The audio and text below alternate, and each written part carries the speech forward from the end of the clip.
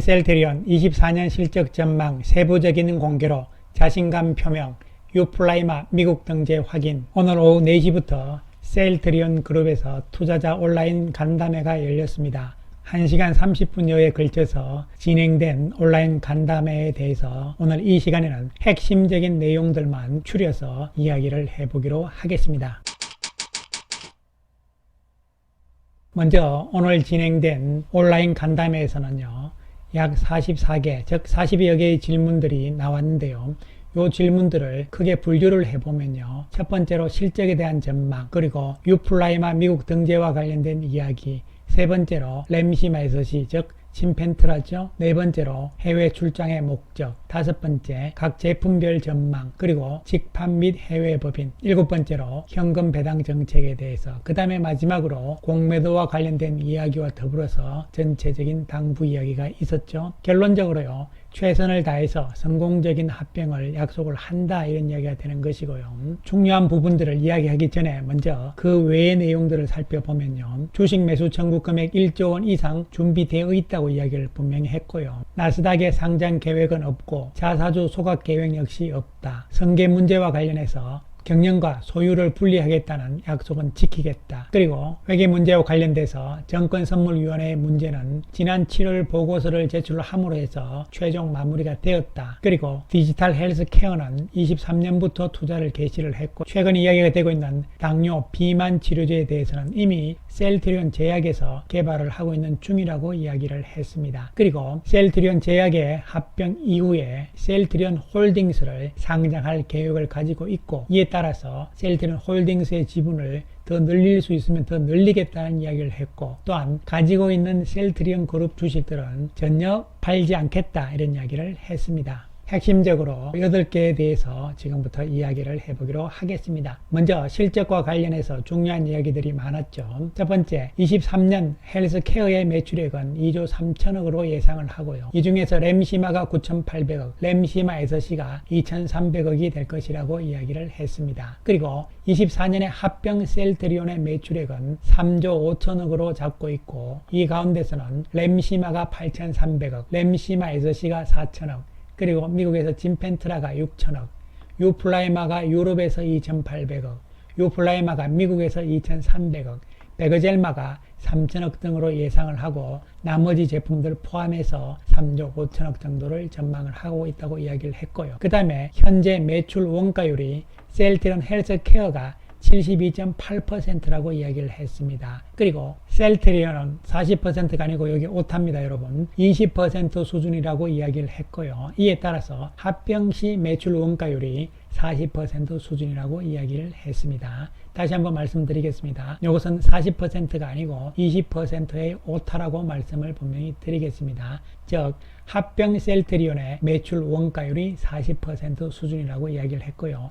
이에 따라서 계산을 하게 되면 24년 에비타가 1조 6천억이라고 이야기를 했습니다. 에비타는 여러분 영업이익인데 법인세라든가 감가상각 이런 부분들을 제하지 않은 상태입니다. 그러니까 금액이 좀 클 수밖에 없죠. 나중에 영업이익으로 가게 되면 세금이라든가 그런 부분들을 제하기 때문에 이 숫자보다는 조금 작아질 수는 있어요. 그러나 어쨌든 간에 세전 영업이익을 1조 6천억으로 잡았습니다. 그래서 매출액 대비해서 세전 영업이익이 약 40% 수준이 24년에 될 것이라고 이야기를 한 것이고요. 그리고 25년에는 이 에비타는요, 매출액 대비해서 50%를 초과할 것이다. 그리고 26년에는 60%를 초과할 것이라는 전망을 내놨습니다. 이렇게 된다면 실적 측면에서는 대단한 것이고요. 24년에 이 고비를 어떻게 넘기느냐가 중요하다고 말씀을 드렸잖아요. 이 고비가 잘 넘어가게 되면요, 25년과 26년은 기대 이상의 실적은 가능할 상황입니다. 그리고 또 한 가지, 23년 올해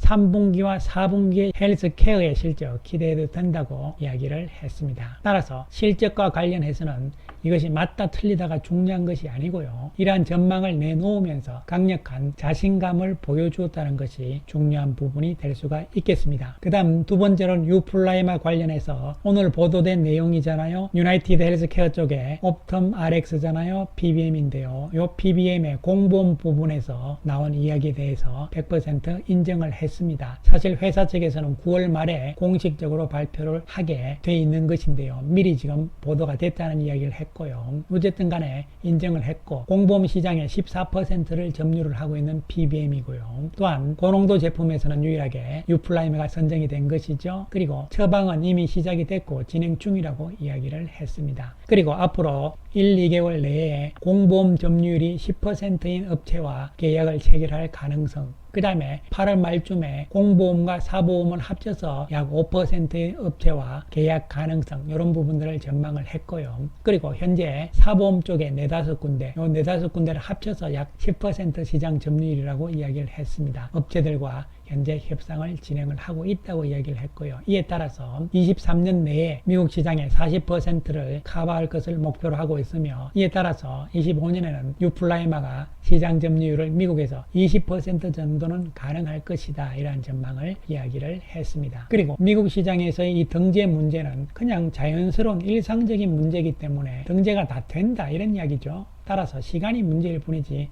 시간이 지나면서 하나씩 다 등재가 되는 것이다, 이렇게 이야기를 했고요.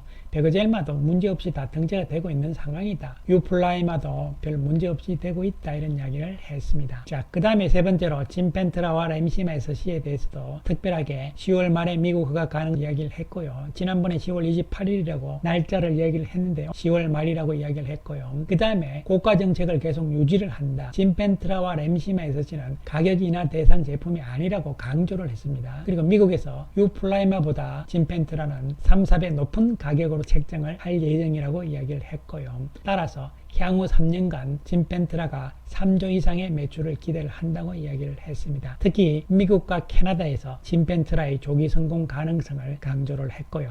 그 다음에 해외 출장과 관련해서요. 이번 주 일요일이죠. 8월 27일 날 일본부터 시작을 해서 9월 달에 싱가포르, 홍콩, 미국의 맨하탄, 보스턴, 캐나다 밴쿠버까지 간다, 이렇게 이야기를 했는데요. 출장 목적에 대해서는요. 크게 보면 두 가지죠. 합병과 관련된 IR을 하는데, 이 IR을 하면서 기존의 투자자들을 계속적으로 유지시키는 것이고요. 이탈하지 않게 유지를 시키는 것이고, 또 한편으로는 이 합병과 관련된 IR을 통해서 새로운 미래의 추가적인 투자자도 자연스럽게 유치가 될 것이다, 이런 이야기죠. 그래서 이 두 가지 다 목표로 하고 있다, 이런 이야기가 되는 것이고요. 즉 다시 말씀드려서 해외 신규 투자자하고 미리 약속이 돼 있는 상태에서의 IR이 아니라는 이야기가 될 수가 있는 것이잖아요. 어쨌든 이 두 가지 다 잘 되면 좋은 거잖아요. 그래서 신규로 새로운 또 투자자가 유치가 되면 더욱더 좋은 것이고요. 기대를 해보는 것이죠. 그리고 두 번째 목적은 시장 개척이다. 회장과 부회장, 법인장이 현장에서 직접 영업을 뛴다, 이런 이야기고요. 특히 캐나다 쪽의 영업을 강조를 했습니다. 밴쿠버 쪽의 의료진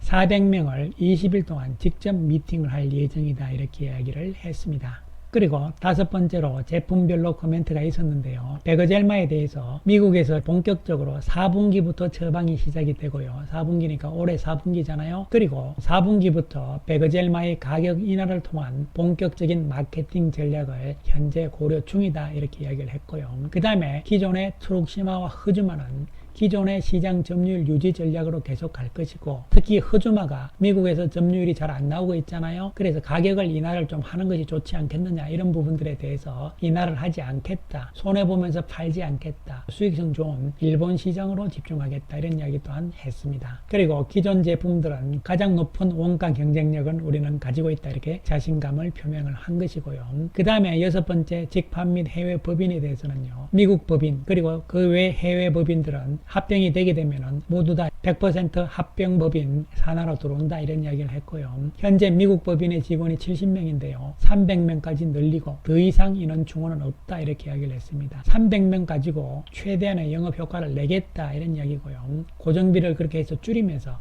최대 영업 효과고요. 초기 투자비는 당연히 있다는 점 고려를 해야 된다는 이야기를 했습니다. 그리고 직판이 합리적이라는 이야기를 또한 했습니다. 그 다음에 현금 배당을 높이겠다고 이야기를 했거든요.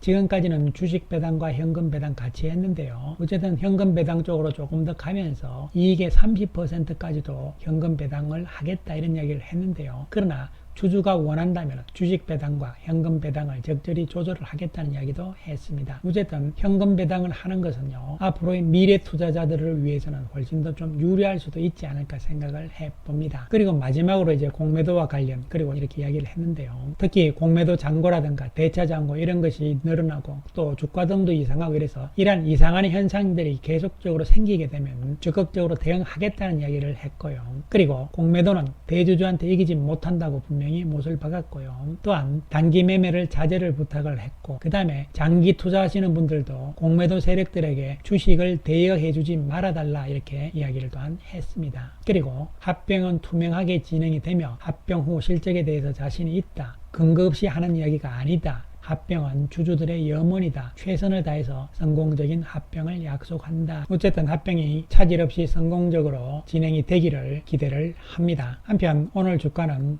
중요한 위기점에서 반등세를 보여주면서 저점을 지키는 모습이 나타났습니다. 단 셀트리온 제약만 보합선으로서 약간 아쉬운 모습이 나왔는데요. 당분간 예상을 했던 대로 이 박스권이죠. 이 박스권에서의 움직임이라고 생각을 할 수가 있는 것이고요. 이에 따라서 합병이 잘 되는 쪽에 대한 기대감, 이런 부분이 중요하다고 판단을 해볼 수가 있겠습니다.